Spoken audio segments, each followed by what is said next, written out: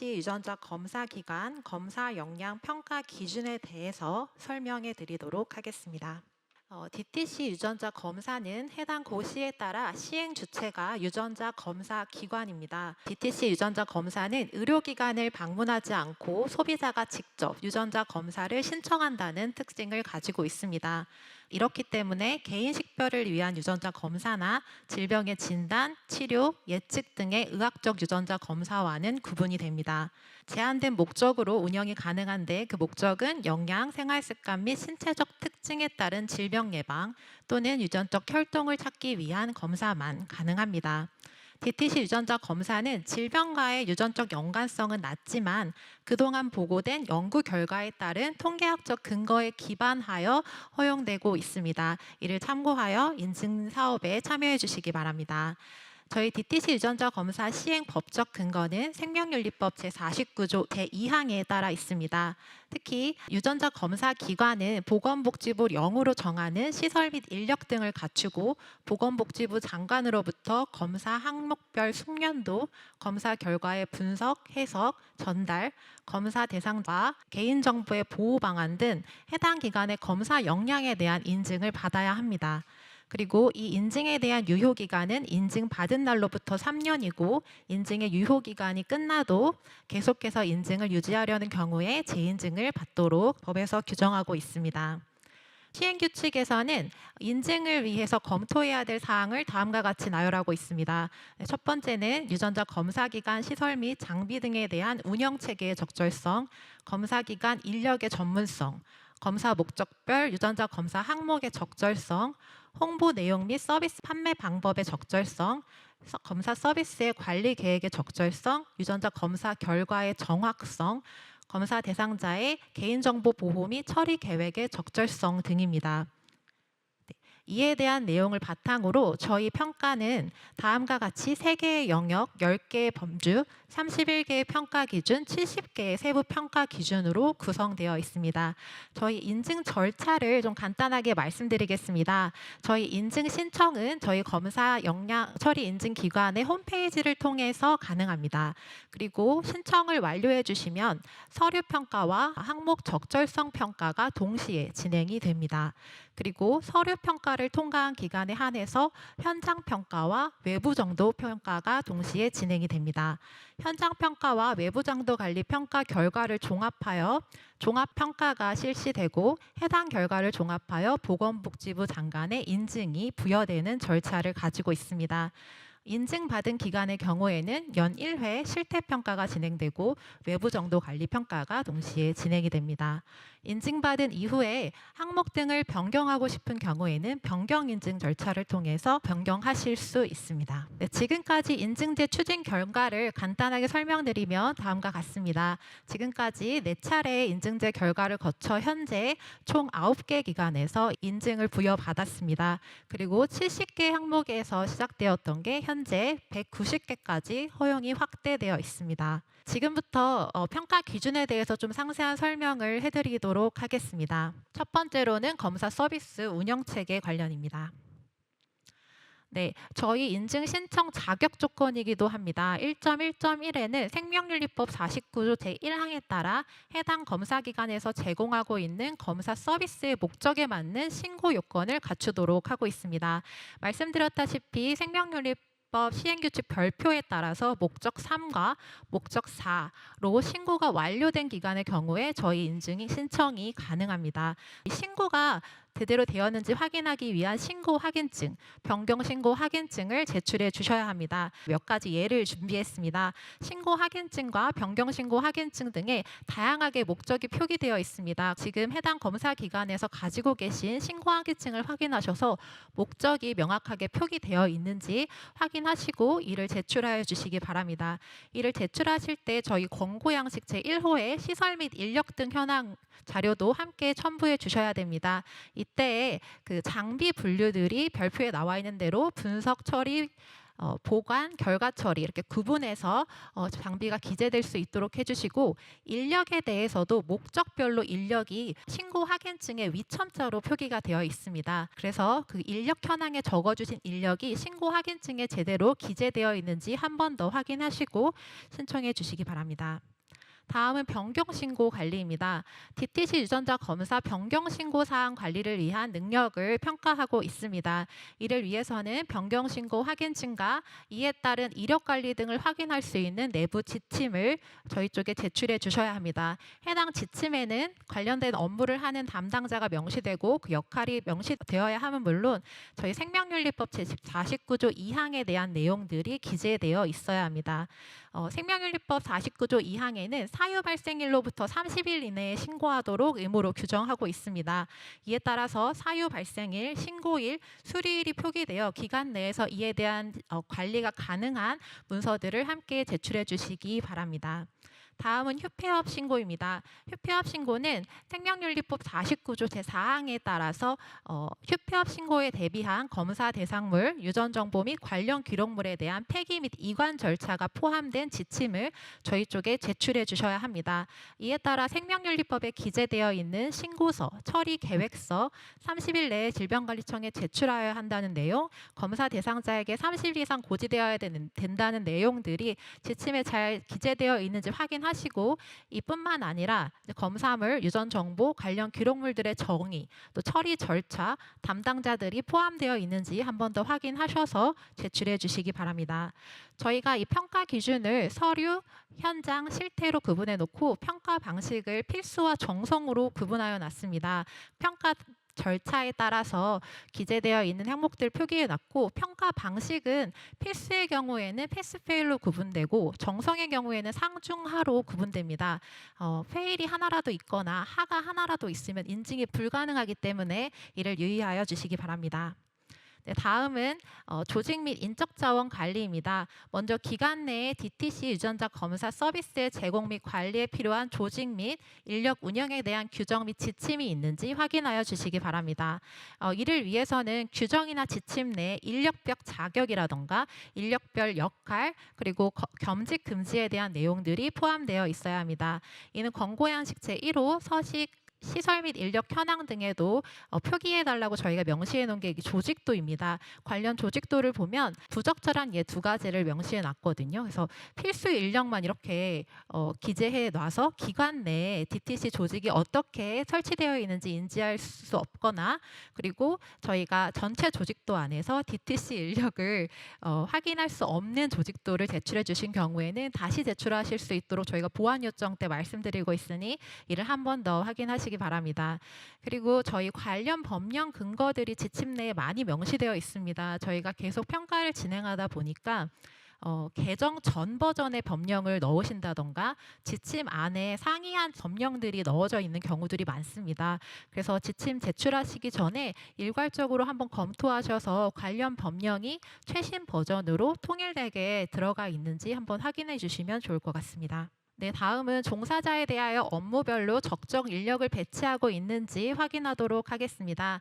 이 기준도 저희 권고 양식 제1호 서식을 통해서 확인할 예정입니다. 이제 보시면 이제 인력 구분과 성명, 소속 부서, 직위, 직책, 전공, 최종 학위나 경력 등을 명시하게 되어 있습니다. 이 내용들을 보고 적정하게 업무가 배치되고 있는지 확인하도록 하겠습니다.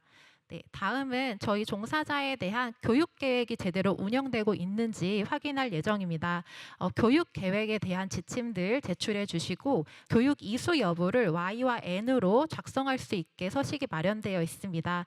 여기에 Y와 N으로 표기돼서 제출해 주시면 서류 평가에서는 이 내용을 보고 확인할 예정입니다. 하지만 이 해당 기준은 현장에서 확인하기 때문에 현장에서는 관련된 이수증 함께 준비하여 주시기 바랍니다. 생명윤리법에 있는 최초 교육, 정기 교육 내용들이 지침에 잘 명시되어 있는지 확인해 주시고, 인력별로 필수 교육 외에 자체적으로 업무를 좀 더 원활하게 할 수 있는 교육들을 마련하셔서 지침에 포함하시길 권고드리고요. 타법에 따라서 법정 의무 교육이 실행되는 경우에도 좀 종합적으로 함께 마련해 주시기를 함께 권고드립니다. 네, 저희 필수 인력 외에도 모집 담당자라던가 다른 비필수 인력을 가지고 계시는 검사기관 분들이 있습니다. 이 인력에 대한 교육 계획도 함께 마련하셔서 지침을 운영해 주셨으면 좋겠습니다. 해당 내용 서류와 현장에서 확인하겠습니다. 네, 다음은 서비스 관리입니다. 기간 내에 사건 및 사고 발생 시 이를 대처할 수 있는 위기 대응 규정과 지침이 있는지 확인하도록 하겠습니다. 사건과 사고란 검사 전 과정에 해당이 됩니다. 그래서 접수 전의 사고, 검사 결과 과정 중에 사고, 결과를 전달하는 과정 중에 사고, 시스템 해킹이라든지 개인정보 보호나 정보 유출에 대한 사고들이 총망라돼서 정의되어 있고, 이런 사고가 발생했을 때 어떻게 대처하는지의 관리 방안들이 포함되어 있는 지침을 제출해 주시면 이를 서류 평가에서 평가하도록 하겠습니다. 이 기준에 따라서 이제 검사기관분들에서 자료를 제출해 주실 때 대부분 검사실 안전관리 규정을 제출해 주십니다. 검사실에 한정된 사고만 있기 때문에 서비스 전 과정에서 위기 대응에 대한 방안들을 수립하셔서 서류를 제출해 주시기 바랍니다. 다음은 기관 내 제공하는 검사 서비스에 맞는 검사 방법과 시설, 장비와 시약 등의 관리 규정 또는 지침이 있는지 확인하도록 하겠습니다. 이에 따라서는 그 목적별로 구분이 가능한 관리 규정과 지침을 가지고 계신지 한 번 더 확인하셔서 제출해 주시기 바랍니다. 네, 다음은 서비스 관리 1.3.3 기준입니다. DTC 유전자 검사 서비스 향상을 위해서 검사 항목 선정 기준, 절차, 결과의 전체적인 과정을 관리하는 프로그램을 가지고 있는지에 대해서 평가하도록 하겠습니다. 이는 서류와 실태에서 확인하는 기준입니다. 서비스 단위별로 항목 및 마커 선정 기준, 절차, 상품 기획, 이 관련된 전반의 내용들이 여기서 평가가 되는데요. 서비스 기획 관련해서는 이 각각 검사 기관에서 목적하고 있는 서비스들이 여기서 제출해 주신 서류에 잘 기재되어 있는지, 그리고 기획하실 때는 어떤 기획 절차를 가지고 계신지, 또 공정거래 정책이나 표시 광고의 공정화 법률 등에 가는 것들 고려하셔서 서비스 기획을 하고 계시는지 확인할 예정이고요. 항목과 관련해서는 저희 항목 신청 가이드라인이 오늘 이제 개정이 되어서 홈페이지에 공고되어 있습니다. 항목 신청 가이드라인을 참고하시되 기간 내 특정 서비스 목적으로 하시는 분들 있으실 겁니다. 그거에 따라서 항목 및 마커 선정 기준들 별도로 마련하시고요. 그리고 주기별로 마커를 어떻게 개발하고 업데이트 하시는지에 대한 내용들을 함께 기재되어 있는지 확인하도록 하겠습니다. 의료기관 외에는 의뢰에 대한 근거가 없기 때문에 의뢰서를 사용한다던가 이런 기관들은 이제 많이 줄긴 줄었습니다. 그래도 한 번 더 확인할 예정입니다. 저희 검사 서비스에 지금 계속 하다 보니까 검사 서비스 상품명들을 좀 보게 됩니다. 상품명이 검사 기관의 상품명이어야 하는데 특정 위탁 판매사의 상품명이라던가 아니면 검사 기관을 알 수 없는 상품명들을 사용하시는 경우들이 있어서 저희가 지적드린 적이 있습니다. 총체적인 상품 서비스를 기획할 때 검사 기관의 상품으로 목적에 따라서 기획에 따라서 운영될 수 있도록 절차를 마련해서 제출해 주시기 바랍니다. 1.3.4는 최근 평가에서 지적된 상황이 잘 개선되고 충분하게 그 근거가 남아 있는지를 현장과 실태에서 확인할 예정입니다. 저희가 그 시범사업 평가 기간이었던지 아니면 기존에 인증 신청 이력이 있으셨던 분들의 경우에는 저희가 권고나 여러 가지 이제 지적 사항들을 미리 알려드렸을 겁니다. 그거에 대해서 어떻게 개선을 하고 계신지 확인할 예정이고요. 그리고 기존에 이력이 없는 경우에도 저희가 서류 평가를 진행하면서 관련된 권고 사항들이 함께 기재가 됩니다. 이 내용을 기관 안에서 어떻게 수렴하고 개선하고 계신지 현장과 실태에서 확인하도록 하겠습니다. 다음은 각종 기록 관리입니다. 검사 기관 내에 검사 의뢰 및 상담, 결과 전달 등 검사 관련 각종 기록으로 통칭하겠습니다. 이에 대한 규정 및 지침이 있는지 확인하겠습니다. DTC 목적으로는 검사를 신청하고 검사하고 상담하고 결과 전달하는 과정에서 생성되는 각종 기록들이 있습니다. 여기에는 전자기록도 있을 수 있고 수기기록도 있을 수 있습니다. 이에 대한 범위, 작성 기준과 절차, 책임자, 담당자, 각 접근 권한들, 보관 및 폐기, 이관에 대한 내용들, 그리고 변경 사항들이 발생했을 때는 어떻게 추적 관리하고 계신지, 또 주기적으로 백업들은 어떻게 하고 계신지 통체적인 지침들이 잘 마련되어 있는지 1.4.1 기준에서 평가하도록 하겠습니다. 이 기준에 따라서 현장에 가서 적절한 책임자가 지정이 되어 있는지, 또 변경에 대한 추적 관리가 제대로 되고 있는지 확인하도록 하겠습니다. 저희 책임자와 담당자를 확인할 때 지침과 대장을 개정하실 때 관련된 서명과 성명을 이제 기재하고 수정 일자들을 기재하는 대부분 그런 절차를 가지고 계신데, 거기에서 이제 일치하지 않는 부분들이 상당히 발생해서 말씀을 드리게 됩니다. 그런 내용도 한번 확인해 주시면 좋을 것 같고요. 수기 기록의 경우에는 이제 변경 내용 일자 변경자를 확인할 수 있는 방법으로 변경을 해주시고 이에 대한 지침을 마련해 주셔야 합니다. 그래서 변경 사항 추적 관리가 불가능한 공유 드라이브라던가 이런 내용들은 저희가 부적절하다고 안내드리고 있으니까 한번 점검해 주시고요.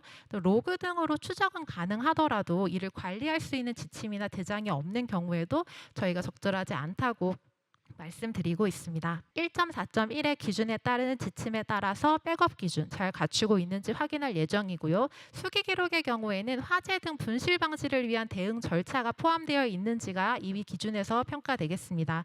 또 시스템 백업에 대한 내용만 지침을 가지고 있는 경우들이 많으신데요. 시스템에 업로드되지 않는 각종 기록물들은 그럼 어떻게 백업해서 관리하고 계시는지 확인하겠습니다. 1.4.5는 적법한 기준과 절차에 따라서 각종 기록을 열람하고 정보를 제공할 수 있도록 관리하는지 여부를 평가하는 내용입니다. 이는 서류와 현장에서 같이 검토될 내용입니다. 생명윤리법 제52조 시행규칙 제53조에 관련된 내용이 명시되어 있습니다. 이에 따른 절차나 제공할 수 있는 관련 기록물들 확인하셔서 생명윤리법에 따른 신청 절차에 따라서 운영하실 수 있는 지침들이 마련되어 있는지 확인하시고 서류 평가에 신청해 주시면 좋겠습니다. 그 외에 개인정보보호법이라든지 제공되어야 하는 각종 기록들이 있다면 모두 적법한 근거를 가지고 그 절차에 따라서 운영해 주신 지침이 있는지 확인하겠습니다. 네, 1.5.1은 개인정보 보호 및 관리에 대한 내용입니다. 기간 내 개인정보 보호에 대한 규정과 지침이 적절히 마련되어 있고 운영 가능한지 평가하도록 하겠습니다. 이를 위해서는 개인정보 보관 기준, 관리 책임자의 역할, 개인정보 해킹 등의 사고 기준과 예방, 발생 시에 피해를 최소화할 수 있는 지침들이 마련되어 있는지 서류에서 확인을 하게 됩니다. 그렇다면 개인정보 정의가 기관에서 어떻게 지금 정의되고 있는지, 책임자와 담당자가 어떻게 지정이 되고 있는지 확인해야겠죠. 저희가 지금 계속해서 담당자와 책임자의 접근 제한들을 말씀드리고 있는데 이게 지침마다 상이한 경우들이 굉장히 많습니다. 그래서 개인정보라든지 보안이라든지 기록물 관련된 부분에서 지침들이 모두 통일되게 마련되어 있는지 확인해 주시기 바랍니다. 이 지침과 규정에 따라서 현장에 가서 실무 책임자가 제대로 지정되어 있는지 그리고 잘 준수하고 있는지 확인할 예정입니다. 네, 다음은 보안 관리입니다. 서류 평가에서는 1.6.1에 검사 기관 내 검사실, 검사 대상물 및 기록 등 검사 서비스 운영 전반에 대한 적절한 접근 제한 등 보안 관리 규정 및 지침이 있는지 확인하고 있습니다. 보안 영역이라는 것은 검사실과 문서 보관실, 서버와 시스템 모두를 포함합니다. 그렇기 때문에 이 영역별로 어떻게 보안이 유지되고 있고 또 접근 가능한 담당자나 책임자가 누구인지 그게 다 지침에 규정되어서 실제로 운영 가능한 정도의 수준인지 확인하셔서 서류 평가에 제출해 주시면 좋을 것 같습니다. 또 담당자가 변경되거나 하는 것들이 있다면 이력 관리들이 어떻게 되고 있는지도 한번 봐주시고, 또 특정 업무를 위탁해서 하는 경우들도 발생하는 것 같습니다. 이에 대한 경우에도 위탁 범위에 대한 내용, 이에 대한 관리 계획들, 계약들이 인증 신청 당시에 제출될 수 있도록 확인해서 주시기 바랍니다. 제출해 주신 지침에 따라서 적절한 보안 책임자와 실무자가 지정되어서 역할을 수행하는지, 그리고 이 접근 제한 등 보안 시스템이 제대로 작동되고 있는지, 또 사고 발생 시에 적절한 대처가 가능한 관리 체계가 운영 가능한지 현장에서 확인하도록 하겠습니다. 현장에 가보면 분명히 특정 인력만 접근 가능한다고 했던 곳에 다른 인력이 들어오는 경우들을 발견하게 됩니다. 그래서 실제로 지침과 같이 현장에서 운영 가능하신지 확인해 주시기 바랍니다. 네, 다음은 검사실 부분입니다. 네, 말씀드리기 전에 저희 서류평가 제출 마감일 기준 1년 내에 목적 2 질병 예측으로 유건평의 현장 실사에서 검사실 운영 A등급 이상을 받은 기관은 2.1 시설 및 환경관리와 2.2 안전관리의 현장 평가에 대한 기준을 면제로 하고 있습니다. 이제 각 기관에서 어떻게 유건평 평가를 받으셨는지 한번 확인해 주시면 좋을 것 같습니다. 유건평 평가를 받지 않으신 기관에서는 모두 이제 챙기셔야 되는 부분이고요. 2.1 시설 및 환경관리에서는 지금 검사 공간이 원활한 업무 수행과 안전관리, 청결도의 유지 관리가 적합한지, 각종 지원 시설과 환경이 적절하게 유지 관리되고 있는지 저희가 현장에서 평가할 예정입니다. 그 현장에서는 검사실의 청결도나 검사 공간과 사무 공간과 구분이 되고 있는지, 그리고 프리와 포스트룸이 구분이 되어 있는지, 또 오염 방지를 위한 대책들, 그리고 각각 통로들이 확보되어져 있는지를 확인하도록 하겠습니다. 또한 저희 UPS나 자가발전 체계들도 확인하고 있습니다. 주요 검사 장비뿐만 아니라 온도 변화에 민감한 시약들을 사용하시는 검사 기관의 경우에는 이에 대해서 온도 조절들을 어떻게 관리하고 계신지 저희가 현장에서 확인하고 있습니다. 다음은 2.2.1 서류로 평가되는 안전사고 예방 및 관리를 위한 지침입니다. 저희가 서류를 통해서는 관련된 지침 안에 예시로 드리는 검사 대상물 운반과 조작 및 검사실 장애인의 비상 탈출 등에 대한 계획, 화재 방지, 소화에 대한 문서, 이와 같은 내용들이 검사 지침 안에 다 명시가 되어 있는지 확인하여서 평가할 예정입니다. 그리고 현장에서는 이 지침에 따른 대로 적절하게 이행하고 있는지를 확인할 예정이고요. 안전 규정이 검사실 내에 잘 부착이 되어 있는지, 검사실 사고 기록들이 잘 기록되고 보관되고 있는지, 소방훈련 시행 여부나 자동 소화 시스템, 화재 경보기, 화재 시 탈출할 비상구 개수, 그리고 저희 인화성 물질 관리 등 폐기물 관리 등도 함께 보고 있습니다. 특히 안구 세척기를 많이 지적받고 계시는데요. 방해물 없이 30m나 10초 이내에 바로 접근 가능한 곳에 이 안구 세척기가 있는지 또 확인하고 있습니다. 네, 다음은 시약 및 장비 관리입니다. 검사에 사용되는 시약을 적절하게 사용 및 관리하고 있는지 현장에서 확인할 예정입니다. 관련된 이제 시약의 양, 농도, 제조 일자, 사용 일자, 유효 기간 등이 적절히 표기될 때 관리 지침에 따라서 시약이 잘 표기되고 이에 따라 운영되고 있는지 확인할 예정이고요. 그 유효 기간 경과 시에 지침에 따라서 검증 방법들을 이제 마련하셔야 합니다. 원래 유효 기간이 경과하면 이제 사용하지 않는 게 원칙이지만 고가의 시약일 경우에는 이제 검증 방법들을 추가로 마련하셔서 사용하시는 경우가 있더라고요. 그런 경우에 검증 방법의 적절성 등 현장에서 확인하도록 하겠습니다. 검사실의 기구 및 장비의 관리를 위한 기관 내 규정, 그리고 그에 따른 기구 및 장비들을 적절하게 사용하고 관리하고 있는지도 현장에서 확인하도록 하겠습니다. 지금 명시해드린 것처럼 다양한 이제 기구들이 각각 서비스 검사 방법에 따라서 이제 운영되고 있으실 겁니다. 이에 따른 관리 규정들이 있고 이를 잘 운영하고 계신지 확인할 예정입니다. 저희 장비별 관리 문서에서 이제 장비별로 이제 영문 매뉴얼 이제 받으신 거 그대로 그냥 부착하시는 경우들이 있습니다. 이런 경우에도 제대로 관리되고 있다고는 보지 못하는 부분이어서 한 번 더 봐주시면 좋겠습니다. 2.4.1은 제공되는 검사에 대한 개별 검사 규정과 지침이 있는지 여부입니다. 검사 지침이 목적별로 구분이 되어 있어서 DTC 목적의 경우에는 어떻게 하는지 마련되어 있는 검사 지침이 있으셔야 합니다. 그리고 이 지침에는 타겟 마커나 알레 정보, 선정 근거, 이 DNA 탐색자와 시발체를 포함한 핵산물질 전체에 대한 정보, 검사 프로토콜 관련된 내용이 일체 잘 표기가 되어 있으셔야 합니다. 다음은 인력에 대한 내용입니다. 인력은 별표에 보시면 저희 총 5개의 필수 인력이 지정되어 있습니다. 각각 필수 인력의 자격과 역할은 생명윤리법에 표기가 되어 있는데 홈페이지 내에 그 FAQ로 관련된 내용을 좀 정리해 놓았습니다. 이 기준도 한번 확인해 주시면 좋을 것 같습니다.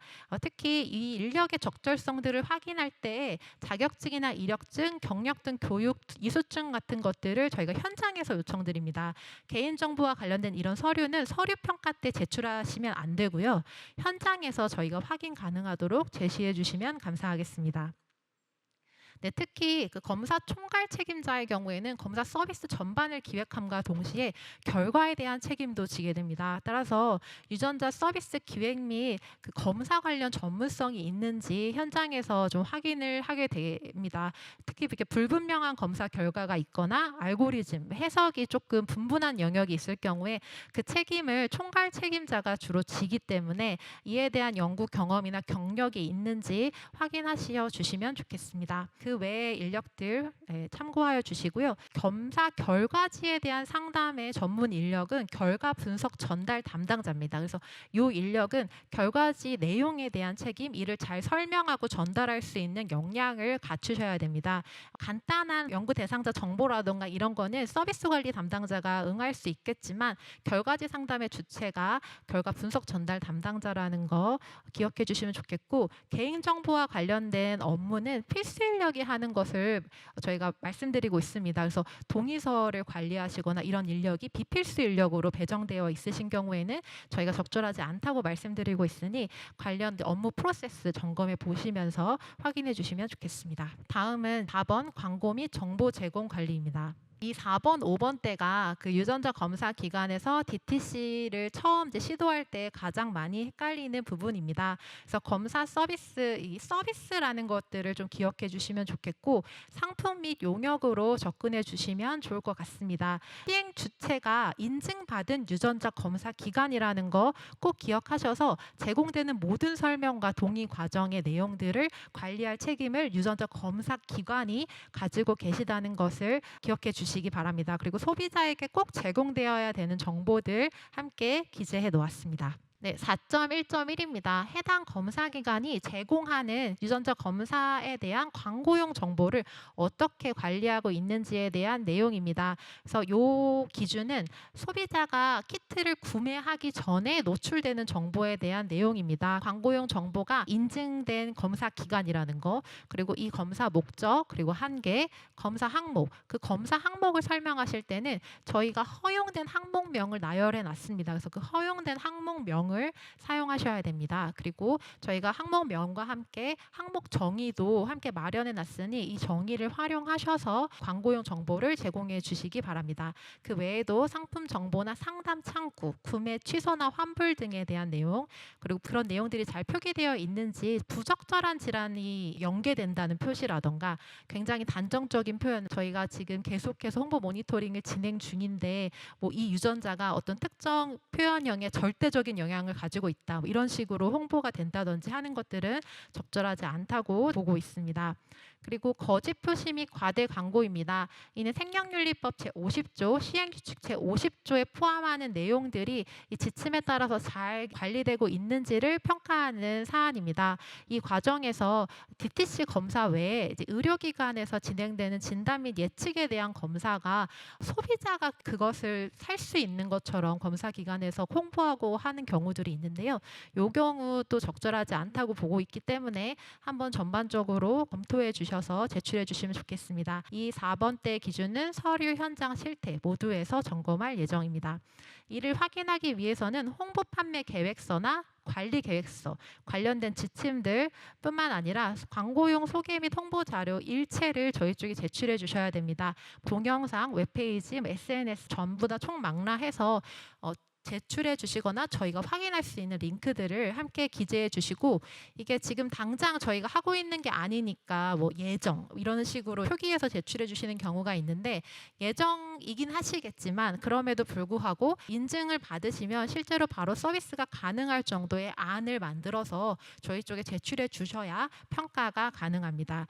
이 정보에 대해서 판매 및 관리할 수 있는 역량을 확인하기 위해서도 관련된 업무의 담당자, 제작 과정, 그리고 점검 주기, 변경 이력, 모니터링 어떻게 하고 계실 건지 확인해 주시면 좋을 것 같고요. 또 위탁 판매가 포함된 경우가 있습니다.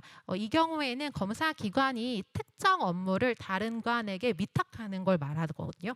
그래서 이 위탁하는 행위를 하더라도 모든 책임은 검사 기관에게 있습니다. 그래서 검사 기관에서 위탁 판매 업체가 어떤 광고용 정보를 제공하는지, 이에 대한 교육과 관리를 어떻게 할 것인지 관리 계획을 저희가 확인하고 있습니다. 그리고 이제 현장에서 검사 서비스 운영 현황이라던가 부적절한 내용들이 있었던 것들을 이제 확인 요청을 드릴 수가 있어요. 이제 그럴 때에는 이제 각각 검사 기관 담당자분들께서 대응해 주시긴 하는데요. 페이지를 보면 각각 이제 저희가 카드 뉴스라던가 이제 홈페이지에 불만 사항 제보나 Q&A를 통해서 소비자분들도 다양하게 이 검사 이렇게 하는 게 맞는지 의견이 이제 들어오고 있습니다. 이 내용을 저희가 가지고 있기 때문에 해당되는 검사 기관에 갔을 때 관련 내용을 여쭤볼 수가 있어요. 그거에 대한 대응도 함께 준비해 주시면 좋겠고, 혹시라도 이전에 서비스 하셨던 것들 중에서 적절하지 않은 내용이 있다면 자체적으로 모니터링 하셔서 이를 개선한 내용들을 저희 쪽에 알려주시면 이게 관리가 충분히 되고 있고 그럴 역량이 있다라고 저희가 볼 수 있을 것 같습니다. 다음은 설명 및 동의입니다. 검사에 대한 동의를 위해 검사 대상자에게 제공되는 서비스별로 설명이 관리되고 검사 대상자의 자발성에 근거할 것과 거부의 자유가 분명하게 명시되어 있도록 하고 있는지를 저희가 서류와 실태에서 확인할 예정입니다. 따라서 여기서 확인되는 설명은 구매한 소비자가 실제로 동의를 할 때 동의서와 함께 제공되는 설명문을 이야기합니다. 그래서 실제 구매 후에 어떤 설명문들이 들어가는지 저희 쪽에 구분해서 제출해 주시고요. 그때 들어갈 내용들, 검사 목적, 검사 대상물 종류, 처리 방법, 검사 방법, 결과 함의 한계, 결과 전달 방법, 그리고 동의 철회 가능한지, 그리고 특정 업무를 위탁하거나 하고 있다면 그 위탁자에 대한 정보나 위탁 내용들, 그리고 개인정보 보호에 관한 설명, 그 기관에 대한 연락처, 검사가 자발적으로 진행되어야 한다는 내용들이 들어가 있는지 설명문의 내용을 보고 확인하도록 하겠습니다. 검사 대상자의 자율성이 침해되지 않는 방향으로 설명 내용, 동의 절차, 판매 방법 등이 관리되고 있는지를 서류와 현장 실태에서 확인할 예정입니다. 전반적인 설명 및 동의에 대한 관리 계획이거든요. 그래서 설명문 및 동의서 관리 관련 규정들, 그리고 서식의 적절성, 동의를 받으실 때의 그 내용의 적절성, 그리고 그 담당자와 역할 등이 제대로 명시되어 있는지 확인하도록 하겠습니다. 유전자 검사 동의서를 받으시는 주체는 검사 기관입니다. 그래서 원본을 어떻게 관리하고 계시는지 그런 관리 계획을 여기서 평가하도록 하겠습니다.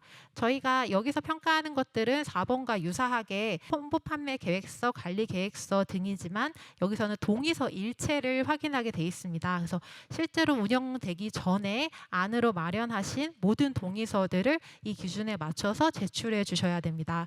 유전자 검사 동의서는 무조건 제출해 주셔야 되는 거지만 각각 서비스 유형에 따라서 개인정보 수집 이용 동의서를 받으시는 경우도 있고 제공 동의서를 받으시는 경우도 있고 위탁 업체에서 개인정보 수집 이용 동의서나 제공 동의서를 받으시는 경우들도 있습니다.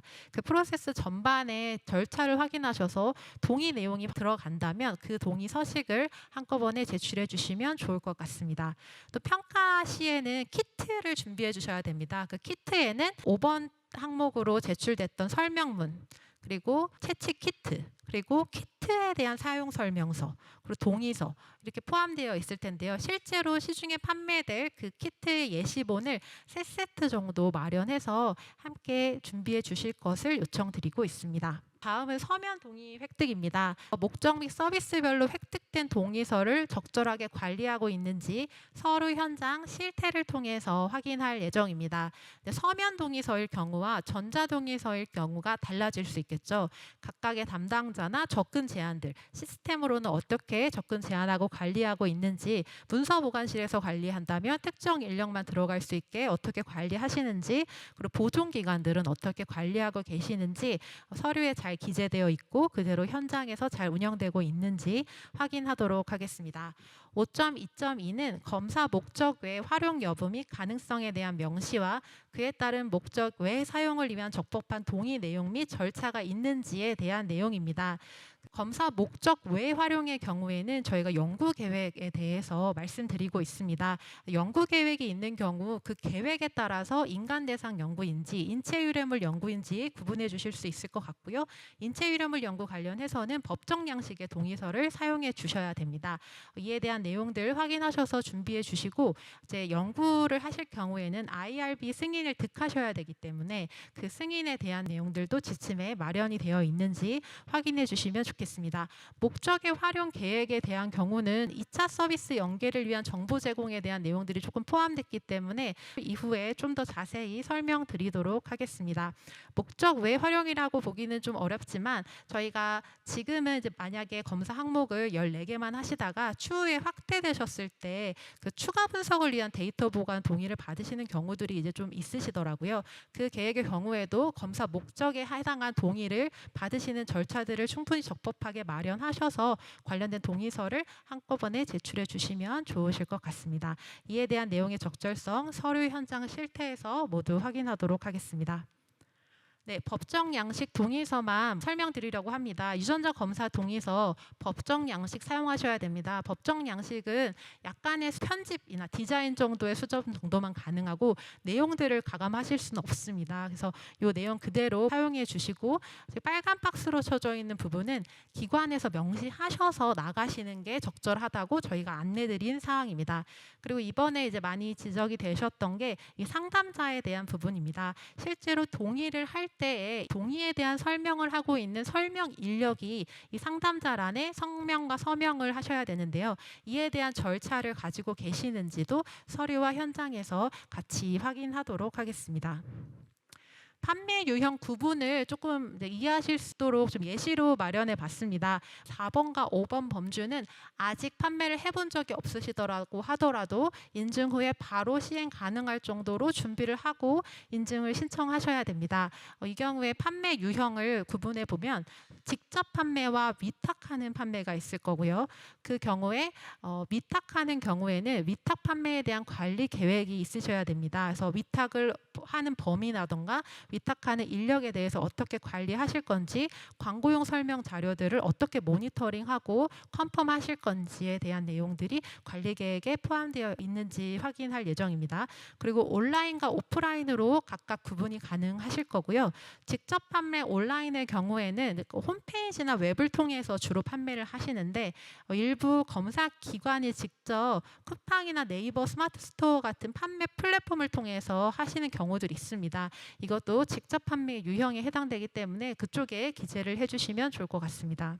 각각의 유형별로 판매처 성격을 다시 구분할 수 있는데 다른 판매처 성격은 별도로 구분하지 않지만 의료기관 또는 약국에서 위탁 판매를 하시려고 계획하시는 경우에는 이 의료기관 및 약국에서 의료진이 이 검사를 설명하면 목적 1이나 목적 2 질병 진단 치료 예측으로 소비자가 오해할 수 있는 가능성이 많기 때문에 이거에 대한 추가 관리 계획들이 마련되어 있는지 저희가 확인하도록 하겠습니다. 그리고 각각 유형에 따른 표준 설명서, 별도 설명서 사용하시는지 확인할 예정이고요. 위탁 판매사별로 별도로 설명서를 마련하시는 경우들이 왕왕 있는데 그 설명문의 적절성 확인할 예정입니다. 이는 구매 전에 홍보 내용들도 있을 수 있고요. 키트 안에 들어가는 내용도 있을 수 있습니다.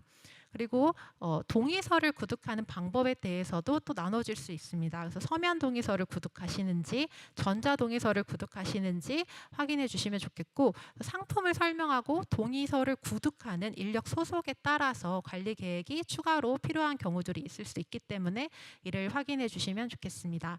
전자 동의서를 구독하신다고 할 경우에는 검사기관의 홈페이지인지 위탁사의 홈페이지인지에 따라서도 관리 계획이 추가로 필요하실 수 있습니다. 위탁사의 홈페이지를 통한 동의를 구독하신다고 하면 검사 동의서의 보관 주체는 검사 기관입니다. 위탁 판매사가 이 동의서를 가지고 있지 않도록 관리하고 폐기하는 계획들을 만들어 주시고 적절하게 폐기되고 있는지도 확인하시도록 저희가 말씀드리고 있습니다. 그리고 검사지 결과지 전달 방법인데요. 검사 기관이 직접 소비자에게 결과지를 제공하는 것을 원칙으로 가지고 있습니다. 이게 이제 디폴트로 일단 되어야 하고요. 만약에 위탁 판매사에서 결과지를 제공하는 절차를 추가로 가지고 계신 경우에는 옵션으로만 가능합니다. 그래서 옵션으로 이 계획들 마련될 수 있도록 해주시고 또 재편집이 만약에 위탁 판매사에서 들어간다라고 했을 때 재편집 내용의 적절성도 검사 기관에서 확인해 주시기 바랍니다. 저희가 올해 3월 28일 날 서비스 가이드라인이 개정되었습니다. 주요 내용은 2차 서비스 안내에 대한 내용입니다. 근데 개정 전에는 2차 서비스에 대한 내용이 정의되어 있었지만 사전에 적절한 기준 및 절차에 따라 검증된 경우가 아니라면 결과지에 포함할 수 없습니다. 라고 정의되었던 부분이 개정 후에는 개인정보보호법에 따라서 사전에 소비자에게 검사 결과를 활용한 2차 서비스 안내 여부에 대한 설명 및 동의를 반드시 받은 경우에 제공이 가능하다라고 이제 서비스 가이드라인이 개정되었습니다. 이에 따른 필수 안내사항 3가지가 있고요. 그래서 검사 결과와 안내할 제품 간의 과학적 검사 시험을 통한 연관성이 미입증되었다. 라는 사실, 그리고 2차 서비스 기업에 대한 설명, 이 기업이 계약 관계를 통한 광고라는 거, 그리고 안내하는 제품이나 서비스 외에 타 기업 제품이나 서비스를 사용해도 된다고 하는 설명들이 들어가 있는 상태로 동의를 받은 그 동의서가 필요합니다. 그리고 필수 동의사항은 개인정보보호법에 따른 15조나 17조뿐만 아니라 22조, 재화나 서비스를 홍보하거나 판매 권유 관련이라는 목적이 명시된 동의서가 필요합니다. 이에 대한 내용을 저희가 권고 양식으로 함께 기재해 놨습니다. 그리고 2차 서비스 시행 조건으로는 검사 역량 인증 처리 기간에 제출된 홍보 및 판매 계획서의 범주 내에서 가능하다고 되어 있습니다. 그래서 이거를 계획하시는 경우에는 저희 쪽에 제출하실 때 해당 내용을 기재하고 관련 동의서들 이런 것들이 잘 구비되어 있는지 확인하셔서 제출해 주시기 바랍니다. 이에 대한 유형이 3가지가 있습니다. 모든 것들을 다 할 수 있는 건 아니고요. 특정 유형 3가지를 간략하게 설명드리면 검사 기관이 자체적으로 2차 서비스를 개발하여 제공하는 경우입니다. 이에 대한 내용도 이제 개인정보 활용 동의나 안내 동의를 하셔야 되는데요.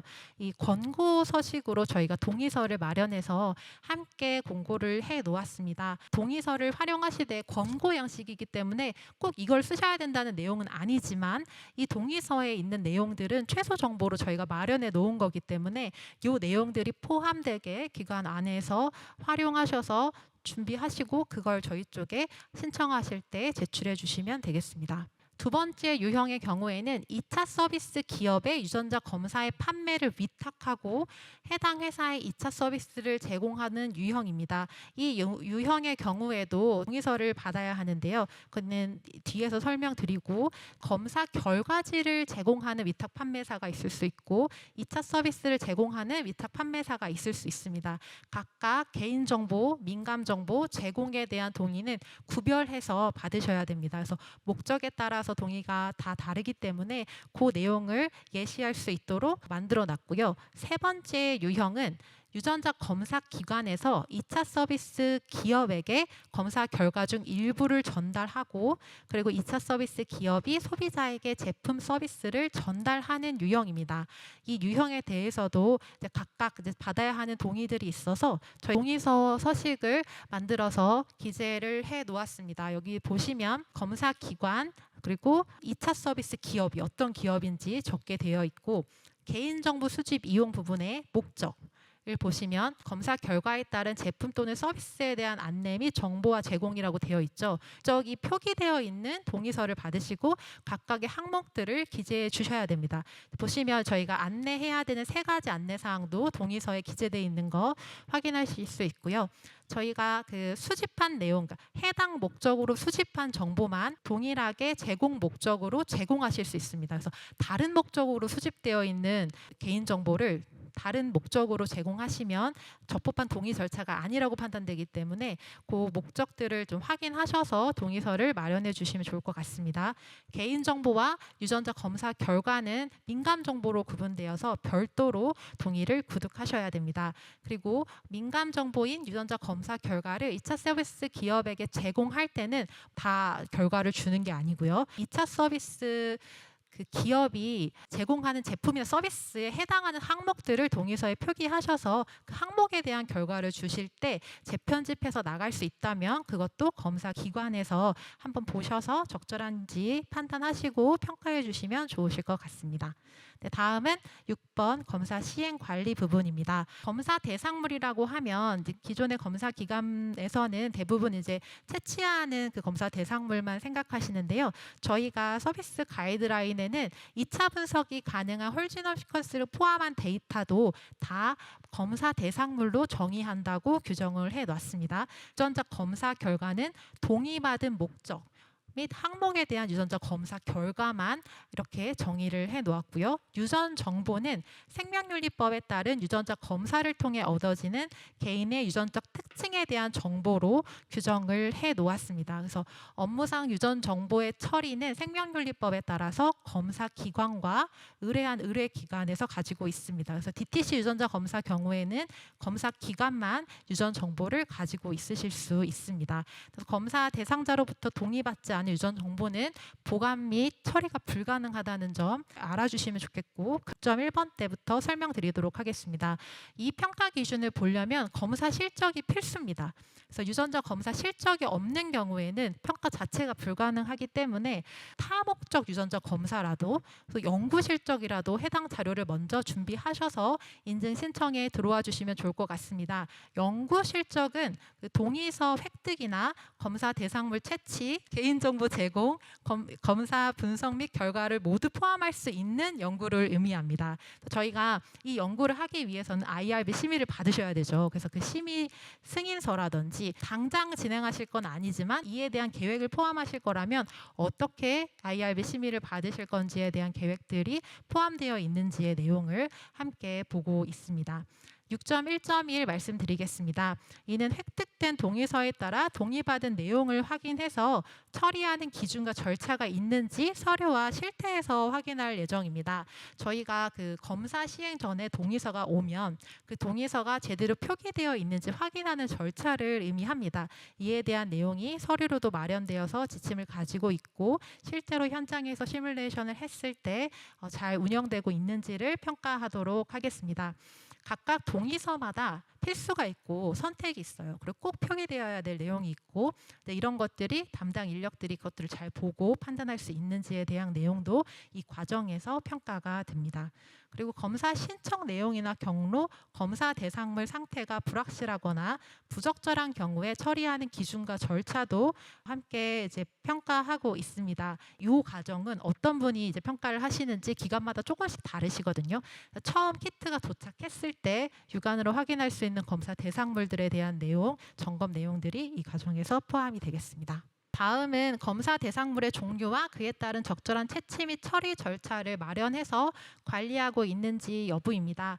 대부분 검사 대상물 각각 서비스마다 타액으로 하시는 경우도 있고 구강 상피 세포로 하시는 경우도 있는데, 이 검사 대상물 종류에 따른 채취 방법, 운송하고 보관하는 방법에 대한 지침들이 있으신지 확인하도록 하겠습니다. 이 검사 대상물을 채취하는 것은 이제 소비자이기 때문에 그 소비자가 이 검사 대상물을 어떻게 관리하고 있는지에 대한 내용도 안내서에 좀 표기가 돼야겠죠. 이 내용도 함께 확인을 하고 있습니다.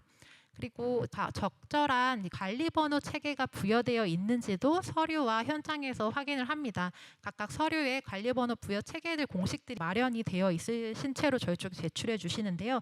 그 내용의 적절성을 확인하고 이 관리번호는 그 검사 대상자 정보와 검사실에서 운영되는 검체 정보를 구분하기 위한 목적을 가지고 있습니다. 그 목적대로 관리번호 체계가 부여되고 실제로 현장에 갔을 때 그 지침에 따라서 관리번호가 부여되고 있는지 확인하도록 하겠습니다. 그리고 저희가 검사 수행과 접수, 분석 전 과정에서 검사 대상자의 기밀성을 확보하고 있는지 여부도 현장에서 저희가 확인하도록 하겠습니다. 검사 대상물의 전처리 상태입니다. 요거는 대부분 이제 핵산 추출까지의 과정일 텐데요. 핵산 추출이 적절하게 운영이 되고 있는지에 대해서 각각의 기준들을 가지고 계실 겁니다. 농도에 대한 기준을 대부분 가지고 계시는데 핵산의 양에 대한 기준도 가지고 계신지, 그거에 대해서 이제 부적절한 경우에 어떻게 처리를 하고 계신지에 대한 내용 저희가 현장에서 확인하고 있습니다. 그리고 검사 방법에 따른 장비의 적절성 확인하고 있는데, 이 장비별 관리 지침을 저희가 서류에서 확인을 하고 현장에서도 확인할 때 이 장비의 셋업과 오퍼레이션, 셧다운 같은 모든 일체의 과정들이 장비별 관리 지침에 좀 상세하게 적혀져 있는지 저희가 확인하고 있으니 그것도 참고해 주시면 좋겠고, 이 TAT에 대한 내용도 서류와 현장에서 확인을 하고 있습니다. TAT는 기관별로 조금 상이하게 마련이 되어 있는데요. TAT가 너무 짧거나 너무 길거나 하는 것들을 기관 안에서 어떻게 시뮬레이션을 돌려서 그리고 각각 실제로 검사 키트가 들어오고 결과지가 나가는지의 기간들을 분석하셔서 적절하게 조율하실 수 있는지에 대한 관리 체계에 대한 내용입니다. 현장에 나가보면 이에 대한 TAT 기준들과 TAT 기간들은 다 보고 계시는데 이거에 대한 모니터링을 하는 점검 절차가 없으시더라고요. 그래서 이 점검 절차가 제대로 운영되고 있는지 확인해서 서류와 현장에서 확인할 수 있게 제출해 주시면 좋을 것 같습니다. 네, 다음은 검사 후에 검사 대상물의 보관 및 폐기 등 관리에 대한 기관 내 규정과 지침이 있는지 확인하도록 하겠습니다. 근데 이 과정에는 검사 후 대상물이기 때문에 목적한 바대로 다 활용했으면 폐기하는 게 원칙이거든요. 그 폐기에 대한 내용들이 잘 기재가 되어 있고 그 양식들은 저희가 생명윤리법에 따라서 검사 대상물 관리 대장으로 관리가 되셔야 됩니다. 그 내용들이 지침 안에서 잘 마련되어 있는지 확인하도록 하겠습니다. 그리고 바로 즉시 폐기하지 않는 절차를 가지고 계신 분도 있겠죠. 그런 검사 기관의 경우에는 어떻게 분리 보관돼서 트랙을 가지고 계신지 확인하도록 하겠습니다. 지침에 따라서 적절한 책임자와 실무자의 적절성, 규정대로 잘 관리되고 있는지 여부 확인할 예정이고 또 재검에 대한 부분들이 있습니다. 바로 목적한 대로 사용이 끝나셨으면 폐기해야 되는 게 원칙이지만 특별하게 재검에 대한 절차를 가지고 계신 경우에는 그 재검을 어떤 경우에 하는지 기준을 명확히 수립하셔서 서류에서 확인할 수 있게 지침을 제출해 주시기 바랍니다. 그래서 그때에는 재채취를 하시는지 아니면 자녀 검사 대상물을 이용하시는지 자녀 검사 대상물은 어느 정도 조금 더 연장 보관을 하실 건지 그 기간들을 좀 명확하게 적으셔서 서류에 드러나게 지침을 마련해 주시고 제출해 주시면 감사하겠습니다. 다음은 저희 검사 후 목적한 검사 결과와 그 외의 데이터를 구분 관리하고 있는지의 여부입니다. 획득된 데이터는 원시 데이터를 포함한 모든 분석 과정에서 나오는 정보를 의미합니다. 이에 대한 데이터 관리 지침들 적절하게 되어 있는지 현장에서 확인할 예정이고요. 그리고 원시 데이터는 이제 목적한 검사 결과를 도출할 수 있는 유전 정보와 구분해서 즉시 폐기하는 게 원칙이기 때문에 원시 데이터를 폐기할 때 이제 관련된 규정들 그리고 양식들도 저희가 확인을 합니다. 아까 정의에서 말씀드렸다시피 원시 데이터의 경우 2차 분석이 가능하기 때문에 검사 대상물에 포함이 됩니다. 그래서 법정 양식으로 관리하셔야 되기 때문에 법정 양식 여부인지도 현장에서 확인하겠습니다. 요 이제 지침에 따라서 책임자와 실무자가 제대로 지정돼서 관리하고 있는지 그리고 관련된 규정대로 잘 관리하고 있는지 확인하도록 하겠습니다. 그리고 2차 활용을 위해서 보관되는 경우에 분리 보관돼서 데이터들도 잘 구분되고 그 이후의 절차들이 진행될 수 있게끔 시스템이나 담당자들이 숙지해서 정보를 처리하는지 서류와 현장에서 확인하도록 하겠습니다. 다음은 이제 검사법 평가 및 관리입니다. 저희가 7.1의 분석 알고리즘 같은 경우에는 항목 적절성 검토와 외부 정도 관리 평가로 대체해서 운영이 됩니다. 따라서 정도 관리 부분 말씀드리겠습니다. 내부 정도 관리 부분입니다. 내부 정도 관리는 서류로도 평가하고 현장으로도 평가하는데요. 내부 정도 관리 프로그램은 검사 전, 중, 후의 전반의 과정을 의미합니다. 그래서 관련된 주기나 담당자 어떻게 점검하시는지, 위반 시에 어떻게 조치하시는지, 관련된 기록을 어느 정도 기간으로 어떻게 보관하시는지에 대한 내용이 지침 안에 마련이 되셔야 됩니다. 그래서 초기 밸리데이션이나 칩의 정확성이나 재현성 어떻게 평가하시는지, 특히 한국인 빈도와 비교해서 알레 분석 통계 어떻게 보고 계시는지, 기간 내 내부 정도 관리를 위한 내용이나 그리고 저희 심각한 사무적 분석적 오류가 발생하실 때는 어떻게 하시는지, 또 이 내부 정도 관리 안에서 교육적 가치가 있는 증례가 만약에 발생한다면 어떻게 보관하시는지에 대한 내용이 지침에 어떻게 마련되어 있는지 확인하도록 하겠습니다. 또 내부 정도 관리 물질에 대한 경우 저희 좀 질의가 들어와서 말씀드리면 저희가 검사 결과를 알고 있는 상용화된 표준 물질을 사용하시는 경우가 많은데 이 검사 전 처리 과정도 볼 수 있는 내부 정도 관리 물질을 꼭 사용해야 되는지 여러분께서 질의를 해오셨어 가지고요. 전 처리 과정까지 모두 확인이 가능한 가능한 내용의 물질은 필수는 아닙니다. 하지만 내부 정도 관리 물질을 어떤 걸 사용하시는지에 대해서는 그 지침 안에 좀 분명하게 기재해 주시면 좋을 것 같습니다. 또 외부 정도 관리에 대한 지침입니다. DTC 유전자 검사 하시는 경우에는 저희 기관에서 연길회 진행되는 외부 정도 관리 평가에 참여하시는 거고요. 이때에 관련된 결과를 받으시면 허용 범위를 벗어났을 때 어떻게 조치하고 계신지에 대한 양식들, 이유를 아마 분석하시겠죠. 그런 내용들이 잘 관리되고 기록되고 있는지, 그 기록이 어느 정도 기관으로 보관되고 있는지에 대한 적절성을 서류에서 확인하도록 하겠습니다. 그 외에도 피 물질 취급 주의나 타기관 결과 비교 이런 기본적인 내용들 지침에 잘 마련되어 있는지 확인하도록 하겠습니다. 다음은 검사 결과의 기록 및 관리 부분입니다. 검사 후에 검사 목적 및 항목별 검사 결과를 기록하고 관리하는 규정이나 지침이 있는지 여부입니다. 검사 결과를 기록 시에는 이 목적이랑 검사 서비스, 그 검사 대상물의 종류, 방법들이 이제 함께 기록 관리가 되어야 됩니다. 이 부분이 잘 기재되어 있는지 저희가 서류에서 확인할 예정이고요. 대부분 이제 결과지를 자동 알고리즘을 통해서 구현하시는 기관들이 이제 많은데, 그런 기관의 경우에도 피드백 다시 확인하는 절차를 안 가지고 계시는 경우들이 많더라고요. 그래서 좀 주기적으로라도 추가적으로 관리할 수 있는 방안들을 마련해 주시는 게 좋을 것 같습니다. 그 내용들 전반적으로 확인하도록 하겠습니다. 이 규정에 따라서 책임자와 실무자의 지정 여부, 그리고 관리된 지침에 따라서 잘 관리하고 있는지 여부, 그리고 목적한 검사 결과와 목적하지 않은 데이터에 대한 관리에 대한 부분 추가적으로 확인하도록 하겠습니다. 결과 보안 및 제공 관리입니다. 검사 결과의 기밀성 확보가 되게 중요한 부분이 되겠죠. 그래서 이 검사 결과에 대한 접근 제한 어떻게 관리하고 계신지 확인하도록 하겠습니다. 대부분 결과 분석 관련된 과정은 결과 분석 전달 담당자가 대부분 이 업무를 하고 계십니다. 근데 그러다 보니까 이제 이 인력이 개인정보 접근 권한이 있는 분들이 되게 많거든요. 그래서 접근하는 모든 시스템에 개인정보가 무방비로 뜨는 경우들을 현장에서 보게 됩니다. 좀 최대한 개인정보를 보호할 수 있도록 좀 시스템을 마련해 주셔서 꼭 개인정보가 나오지 않아도 되는 부분에서는 추가로 좀 보호할 수 있는 조치들이 마련되어 있는지도 저희가 현장에서 함께 보고 있으니까 참고해 주시기 바랍니다. 검사 대상자의 권리를 보호할 수 있는 방법으로 결과가 제공되어 있는지 제공 실적 같은 것들 확인 가능한 부분들을 확인해서 평가하도록 하겠습니다. 다음은 결과지 부분입니다. 저희 결과지는 검사 대상자에게 제공하는 거기 때문에 쉽게 쓰여져야 됩니다. 그래서 기존의 의료기관이나 이런 데 보내는 검사 결과는 의료진이 읽으면 되는 거지만 이건 소비자가 봐야 되는 부분이거든요. 그래서 충분히 쉽게 작성되어 있는지, 그리고 잘 모르는 내용의 경우에는 쉽게 그 내용을 검사 기관들에게 물어보면 그게 응답이 가능한지가 결과지에서 이제 핵심이 되는 부분입니다. 이에 대한 내용을 검사 결과지 작성 및 전달 가이드라인으로 마련해서 홈페이지에 공고해 놨습니다. 해당 내용 참고하시기 바랍니다.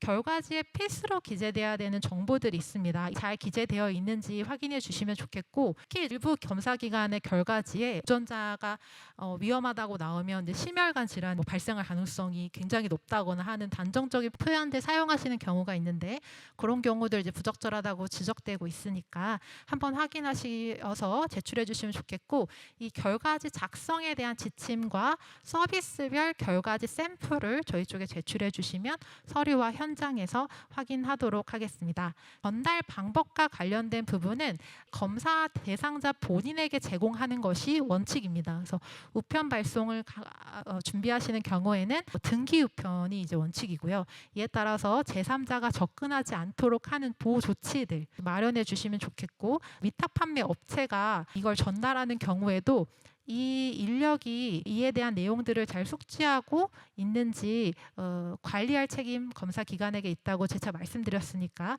그것도 준비해 주시면 좋겠습니다. 소비자가 적절하게 결과지에 접근할 수 있는 권리를 보장해 주시면 좋겠어요. 그래서 만약에 온라인이나 뭐 이런 접근 어려우신 검사 대상자분들에게 이것만 할 수 있다고 하신다면 구매하시기 전에 그런 내용들이 충분히 안내가 돼야겠죠. 그런 내용들 한꺼번에 그 절차를 좀 검토하셔서 서비스를 기획해 주시면 좋을 것 같습니다. 결과를 발송하는 기록들 확인할 예정이고, 결과지 제공하는 인력들의 적절성, 그 교육 어떻게 하고 계신지 확인하도록 하겠습니다. 다음은 마지막 사후관리 부분입니다. 이 유전자 검사 일체가 생명윤리법을 준수하는 과정에서 철저하게 관리되고 있는지 서류와 실태에서 확인하도록 하겠습니다. 생명윤리법 특히 제46조에 관련된 사항들이 제대로 적혀 있고 서류에서 잘 마련되어 있고, 이에 대한 내용이 검사 대상자에게도 잘 안내가 되고, 각각의 설명문이라던가 결과지에 잘 구현이 돼서 혹시라도 불필요한 내용이나 부적절한 내용들이 기재되어 있지 않은지 확인하도록 하겠습니다. 그리고 소비자 만족도 관리입니다. 서비스 전 과정에서 소비자 의견이 들어갈 수 있는 창구를 마련하고 계신지 평가하도록 하겠습니다.